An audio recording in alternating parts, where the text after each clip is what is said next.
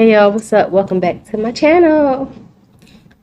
As you can see, I have my bonnet on. Yes, I'm still feeling under the weather a little bit, but I get my little groove back a little bit. I'm having some pot stickers. I got a shrimp roll and I have some ramen noodles with two sauces, the spicy oil.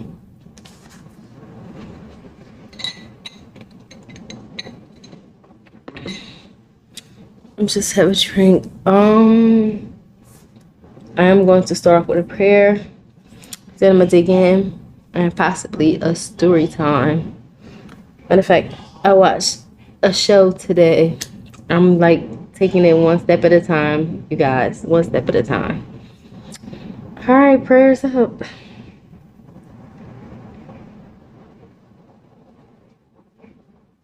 Amen. And amen again. All right, let me see. Let me take a bite up first. I got my chopsticks today, y'all.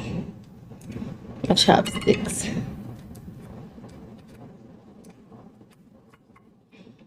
See what the wave is with this. I just said amen and amen again, right? Yo, I'm a little off today. Try with the spicy oil first.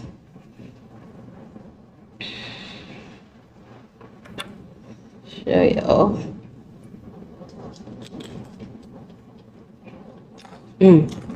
Oh, got a little crunch to it.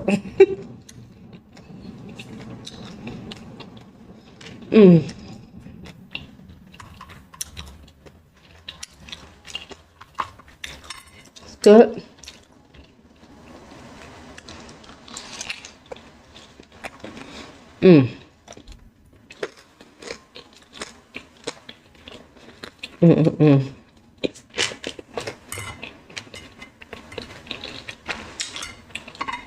So good.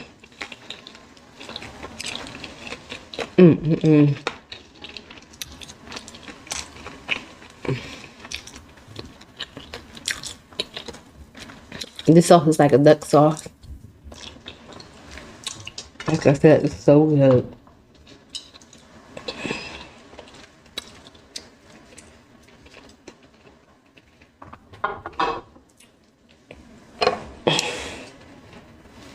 Put it on my spoon.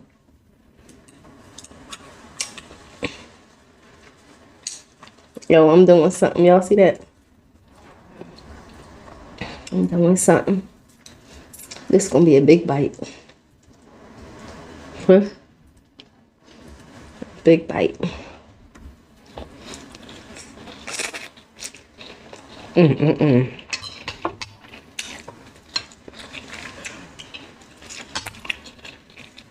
And by the way, my ramen is a little spicy. Little spicy.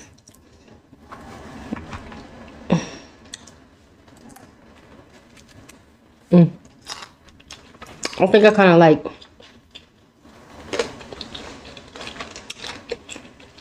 pasta and the duck sauce a little bit more. I do.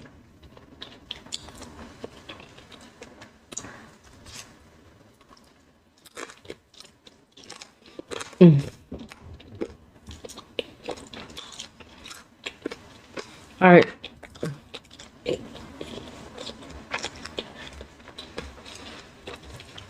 I'm gonna take one more thing of the noodles before I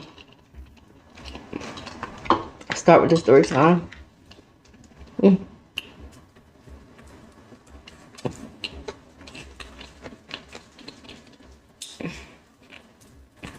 Another big bite, y'all. Another big bite. Let me give it to y'all. Oh, here we go.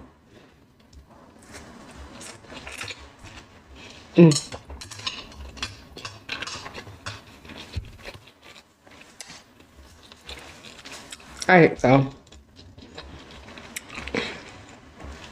it was called Evil Lives Here.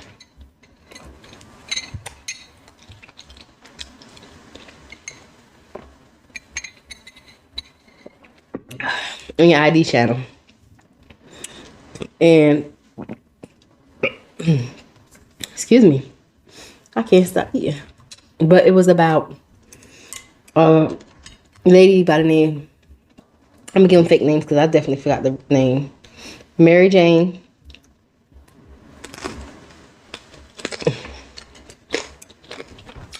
and Frank.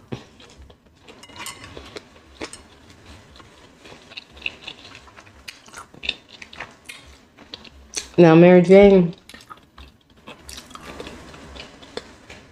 and Frank ended up hooking up when they was walking past each other one day. Mary Jane didn't pay attention to him at first, but Frank was on her.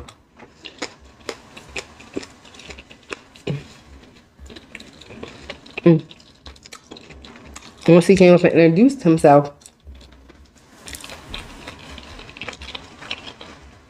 Mary Jane was like, "Oh, he look nice. Like, he's interesting. He might be my type. That's my type." So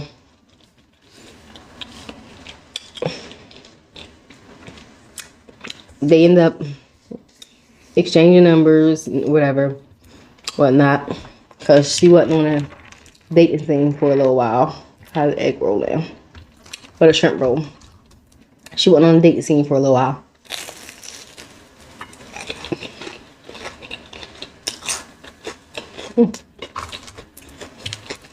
She hasn't been on a dating scene, so she decided she was gonna give him a chance. She really liked him. She didn't have no kids. He didn't have any. So Mary Jane really fell for him. So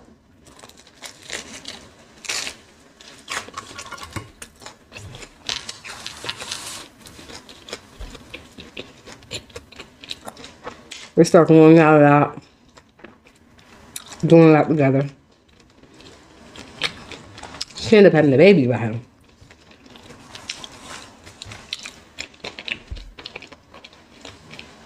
A little boy. And he began to become really obsessive with her, but he was like obsessive with his girlfriends, but to the point where you do something to him, he wants you back. No matter who it was, girlfriend, friend, associate, whatever. So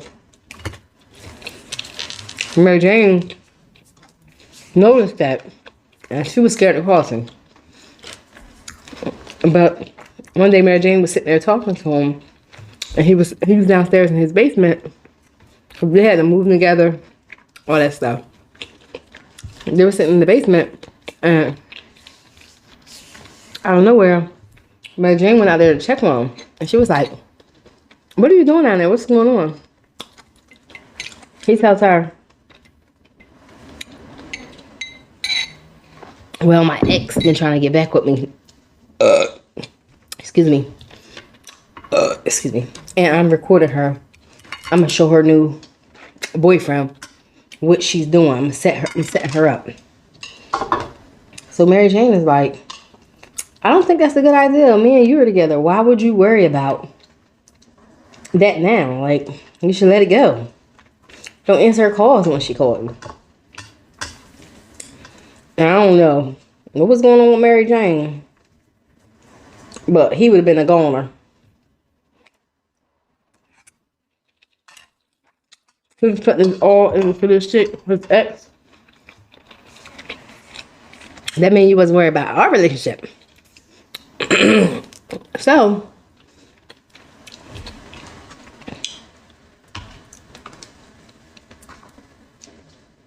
Mary Jane just let it go with the flow. He said he was setting her up. He was gonna get a recording. He was recording their calls. He called the girl right in front of Mary Jane, told her, "I'm gonna set her up and give it to her boyfriend now." He did that. But nobody ever knew. They never spoke about whatever happened because Mary Jane never heard anything about them ever again after that. So one day,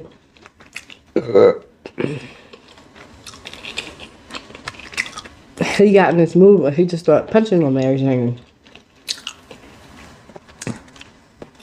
kicking her and everything to her in front of their son. And he was like, "Daddy, get off my mom, get off my mom." Of course, she's not listening. Then Mary Jane made a conscious decision and was like, "We're just gonna get out the car and walk." He gladly let her out, her and her son, their son together. She ended up calling the friend to catch a ride home. So when she caught that ride home, when they came in the house, he telling the son, "Oh, come here, son, come sit down." And when Mary Jane came and sat down, he was like, "How was that walk?" And she is ignoring.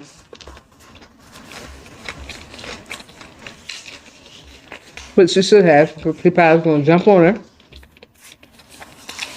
She found out she had a ride. So,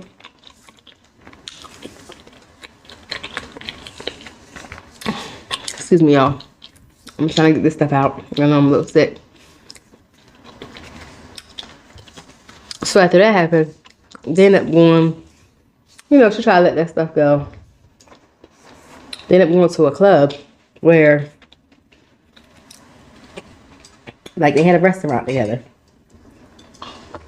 And it was like a pool hall in the back of the restaurant.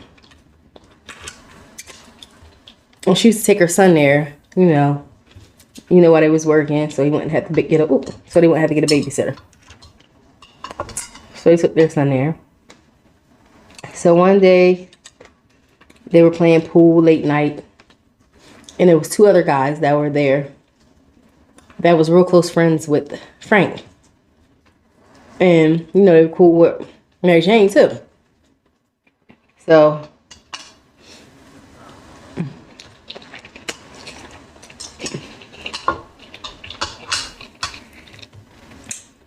one of the guys was telling Mary Jane how when he was shooting the pool, beating her husband, "Oh, this is for you," because he was winning.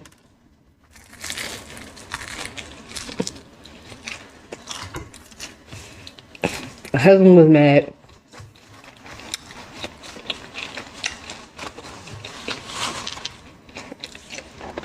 But he never said nothing while Mary Jane was there. Mary Jane ended up leaving and going to check on her son, doing stuff around the restaurant, closing up. And he came running out there. Frank immediately was like, "Look what they did to me." One of them had pistol whipped him, hit him in the head with a gun because Frank tried to rob them, apparently, because he started getting high. He was doing drugs and all that. So he came back at the register and was taking all the money out of the register, got the gun, and was going back. So she said she took it as a joke, like, he always said he gonna do this to somebody, he gonna do that, and he never do nothing. So I'm not even worried about it. He not doing nothing.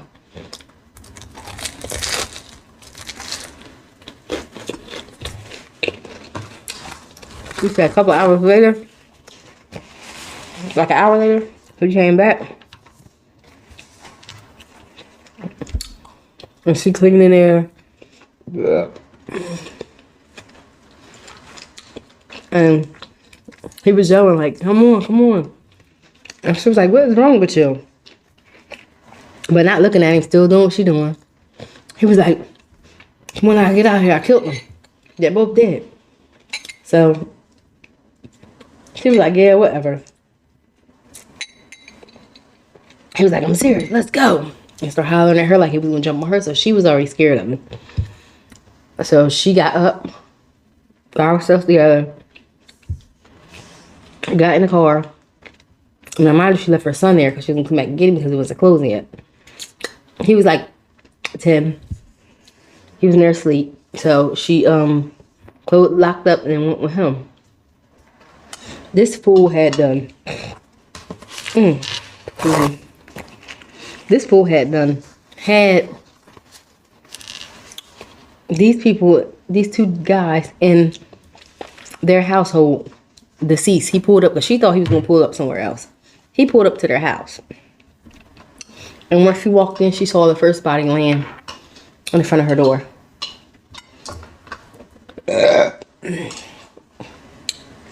And then she couldn't shed no tears or do none of that because he would did something to her, and he told her, this could be you laying here. You could be dead next. So she said she just sat there with a straight face and didn't do nothing. She said then he took her to the second body that was upstairs in their room. Like, maybe the guy tried to run up and get away from him into their room, because I don't know how he ended up killing them in their room. But he was laying in front of their door upstairs in their room. And he was like, see, both of them are dead. Now help me. He made her help him hide the bodies. Look, it's going to be a big bite. A really, really big bite. Whoop.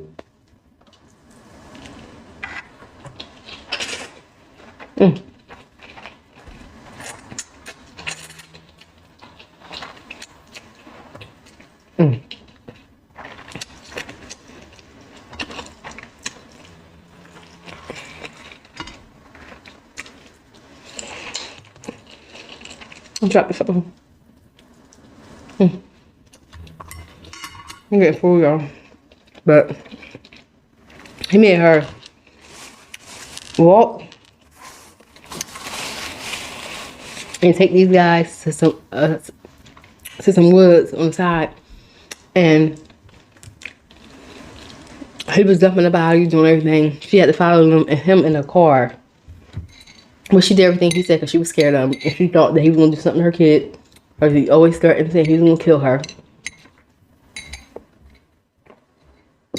And she ain't put nothing past him. She knew he would take her son out of here too. So, she did everything he said. She got a pop-up visit from the cops. Because the people were looking for these guys. They had family members, friends, people who loved them. And told them the last place they were at, which was them. She tried to lie and said, oh no, I didn't see them in a while, but she was so scared, she told a lie. But she ended up going to the cops 5 months later and telling them that she lied because Frank decided to put a gun to her head and said he was going to kill her. She was like, this is the final straw. I'm not going to let him kill me. I got to get away. This is like, I have a son to raise, and my son don't deserve to see this kind of stuff going on. So, she was done. She went to the police department.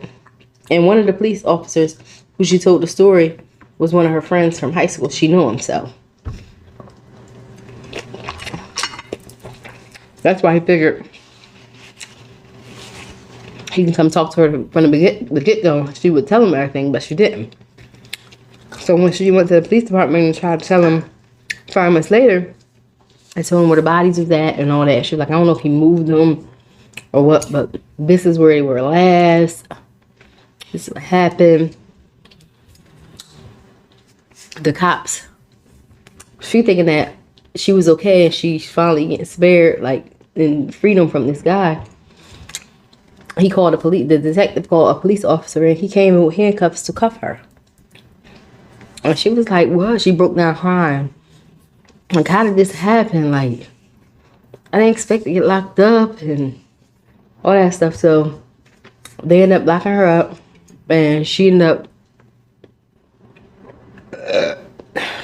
talking to the police, and they asked her was she willing to testify against him, and if she would only get 5 to 6 months probation, and that's it.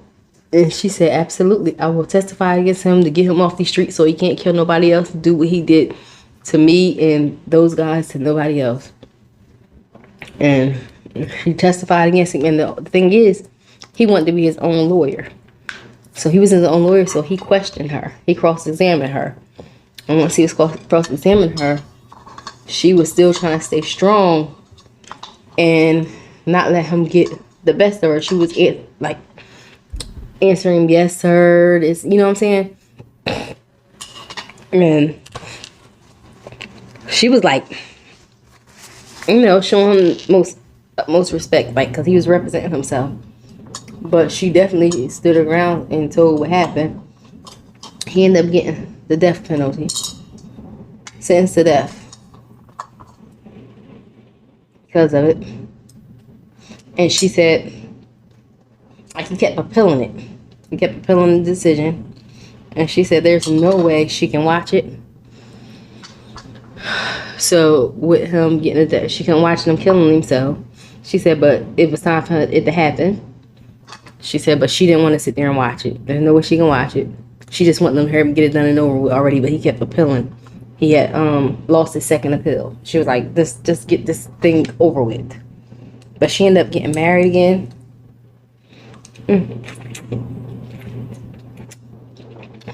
Well, she ended up getting married. She was scared of relationships, everything, because of what she just went through. But this guy proved her that he was the best thing ever.